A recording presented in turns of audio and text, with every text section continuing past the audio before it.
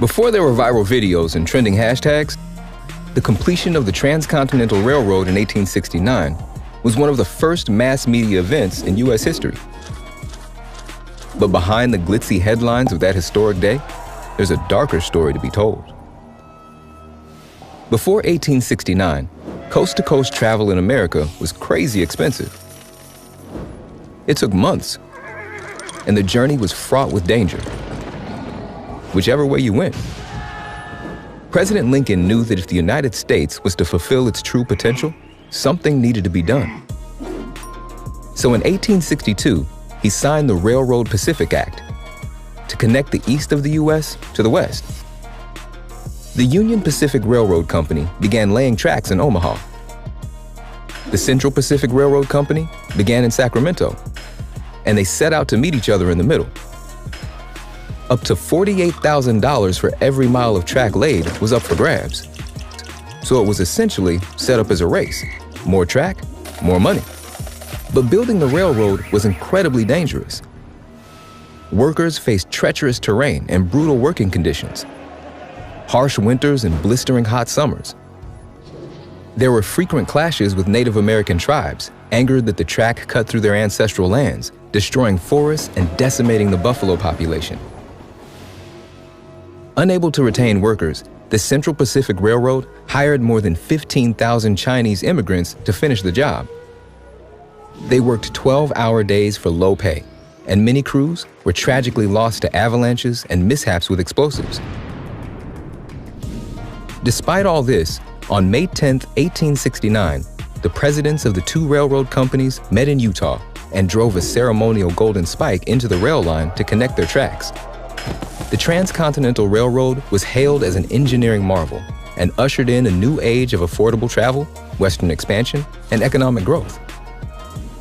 But the human and environmental cost should not be forgotten.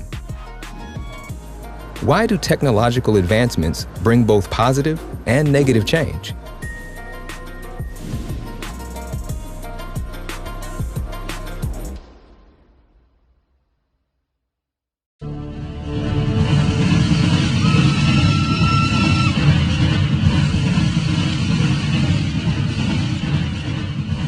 In 1870, America was a geographically isolated country. During the last 3 decades of the 19th century, Americans occupied a much larger portion of the country's land than during the 3 previous centuries. The saturation of railways was key to this important geographic change. Prior to 1865, railways did not reach west of the Mississippi River. Although Congress had approved the building of a transcontinental railroad in 1850, the North and South delayed construction with disputes concerning route access. After the Southern states seceded from the Union in 1861, the North gained control of the project, securing a central route. Shortly thereafter, Congress authorized the Central Pacific and the Union Pacific Railroads to build lines meeting each other in Sacramento and Omaha. The Union Pacific workforce included Irish immigrants, Civil War soldiers, and Southern African Americans. From the west, Chinese laborers of the Central Pacific Railway set out to meet them from California. In May of 1869, the two railways met at Promontory Point, Utah, where leaflets and banners invited Americans to ride all the way to San Francisco. When Chief Engineers Samuel Montague and Grenville Dodge shook hands, the moment marked the opening of the way to the West. The economic consequence of the railroads was immeasurable. When engine power moved from wood to coal, the demand for coal tripled. When rails moved beyond iron to steel, the modern steel industry evolved.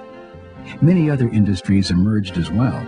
Notably, the refrigerated freight car, developed in partnership with Gustav Swift, gave birth to the meatpacking industry. And the grain, lumber, and steel industries virtually exploded as new railways transported huge resources to towns, cities, and ports across the country. The growth of the railroad was astounding. In 1870, there were 57,000 miles of railroad track in the continental U.S. By 1890, this figure had grown to nearly 167,000 miles. Innovations in the railroad network, such as the air brake and sleeping cars, made rail travel smoother, safer, and more comfortable. But the most dramatic change in the railroads was spurred on by something new.